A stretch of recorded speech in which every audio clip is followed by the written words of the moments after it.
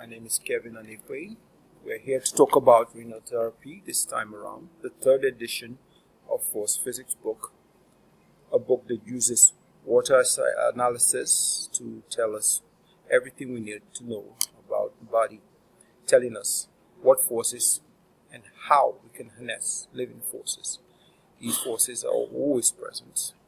This third edition about the renal system will be examining how the kidney functions, what forces it needs, what it means to be vertical and horizontal, what aids what, being vertical, what does being vertical aid, what does being horizontal aid. We also want to know all the members of the kidney, what members constitute return, what members constitute supply. We're going to find out these things by water analysis only. The DHCI therapy and the chapters of the book. This book will inform you, give you an analysis and give you recommendations on what to do and what the kidney needs. The introduction is all about motion science and what motion does to the body. Kev theory is all about a new research finding that gives us insight in what life is all about and how motion science and in relation to water science tells us what each organ of the body needs. Unlike the digestive system or the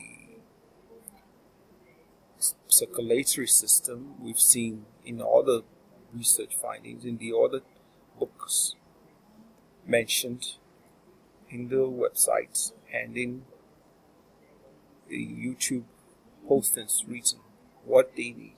But in this one, it's all about the kidney and knowing what each member needs. We also want to know the forces involved, such as Coriolis force, Bernoulli principle, vector force, reverse force drag, Boyle's law density.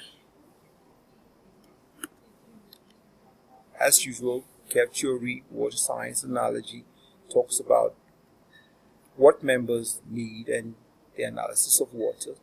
The human body, being made up of 80% water, has force physics needs in retaliation to what we do. These needs will be looked at and addressed in the future chapters. This chapter here, we see what water dynamics is all about and what is air dynamic, was land dynamic, listing each force physics of each section, telling us what is air dynamic and what is land dynamic. Kev theory tells us the values of being air dynamic and the values of being land dynamic. These can then be tallied to each organ.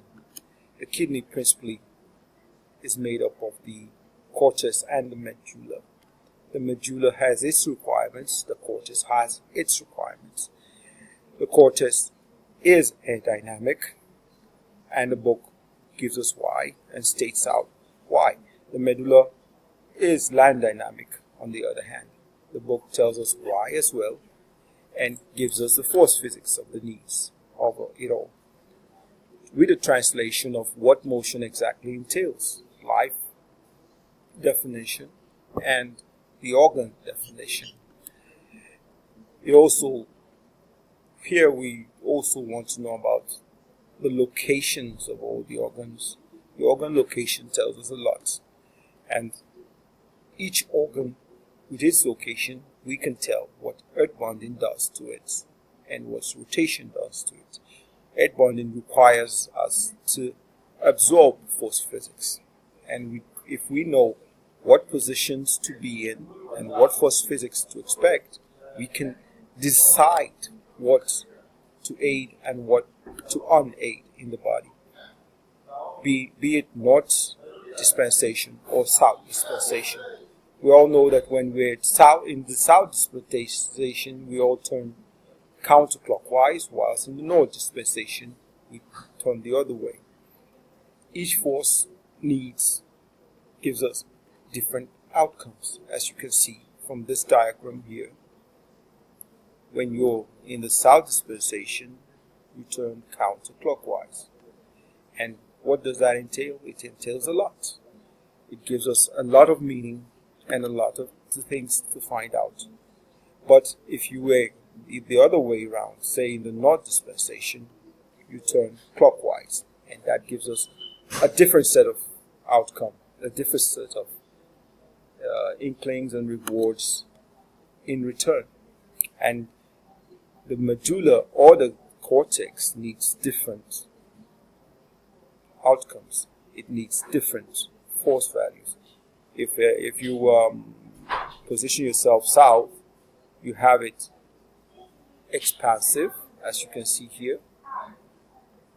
The vector force and the choralysis turning of the body are in parallel, and you have expansive results, and that entails aiding the cortex. In the other dimension, you have a compressive impulsive dispersation, and that actually entails aiding the medulla.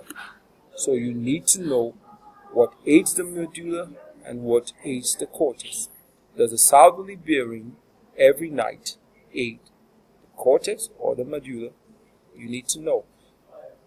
Each dispensation has its returns, and tallying that with compressive and strong earth bonding or decompressive strong earth bonding, you get different results as well. The book clearly tells you all that, and from this diagram here you can see why it's necessary to aid the medulla and what you need to do to aid the medulla, because people are dying of medulla causes, not cortex causes.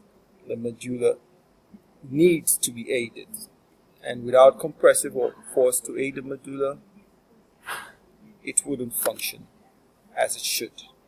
Be it when you sleep, due south or due north, due east or due west, all can be seen from the diagrams and are tallied to the book to tell you what you need to do to aid what. Water science is really a new branch of science that is coming to light, recognized by renal institutions, and the outcome we need is the outcome we seek.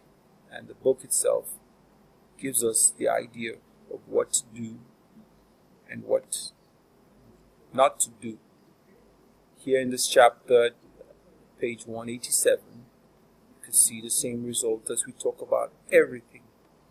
In all 400 pages, we see what to do and what not to do, the principles and the methodology as well, and what duration or ratio to apply and what ratio not to apply. And also we see the norm, what should be the norm then. The norms are also stated in the book. Vertical positioning is also important to the medulla, and you can see here the effects and the requirements of vertical order. And with this, I come to the end of the book. You can decide for yourself what to read, how to what to absorb from the book itself after reading it. And that's it for now. Yeah, to get more on this book, as you can see, we just pick out some pages just to share with you the importance of this book. To get more, click on the link below and just put in your email and your name so we can get it straight away to your email list. And you can also like us on Facebook also to get more information. Thank you.